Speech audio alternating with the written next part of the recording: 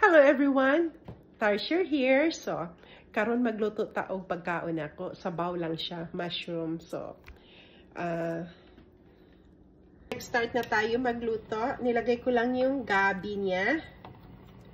At saka, nilagyan ko siya ng oyster sauce, sesame oil, at saka vinegar. Tapos, isang kutsarita na sugar. I-chan-chan nyo lang. Nakalimutan ko kasi i-video paglagay ko. Hindi ko nauna. Chicken broth ang gamit ko. Nilagyan ko lang siya ng sibuyas at saka bawang. At saka ang gamit ko ay portobello mushroom. So, lutuin lang natin konti yung gabi. Madali lang naman maluto tong gabi dahil ang slice ko ay maninipis. Oo.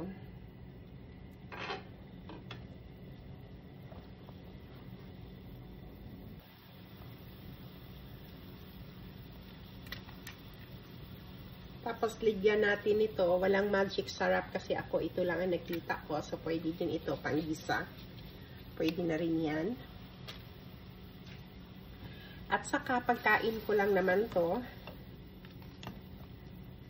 Super bilis lang niya. Luto na rin yung gabi.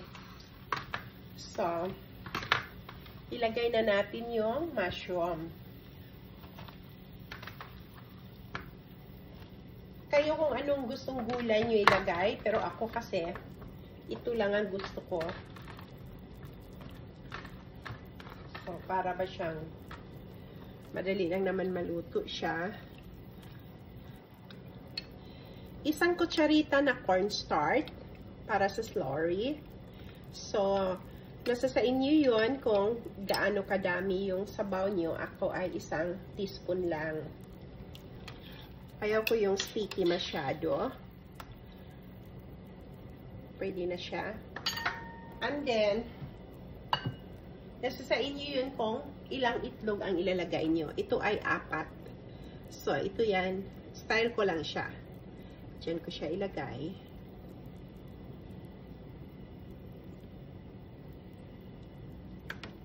Super bilis lang siya.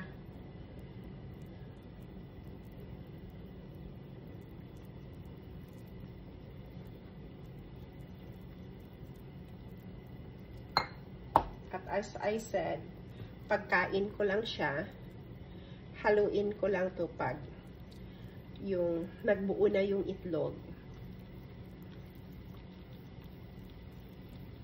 Para mas masarap. Pwede na.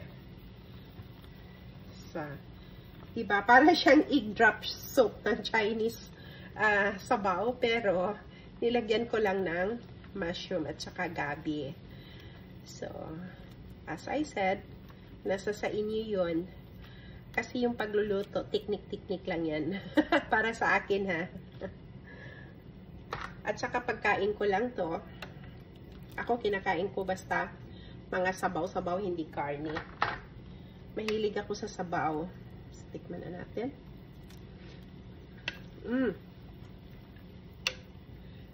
Ang sarap niya.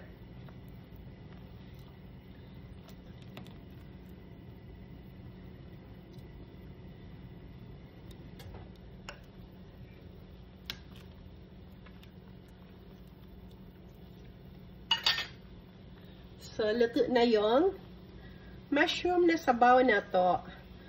Kaon na ta. Daghang salamat sa tanan. Thank you so much for watching. Bye for now.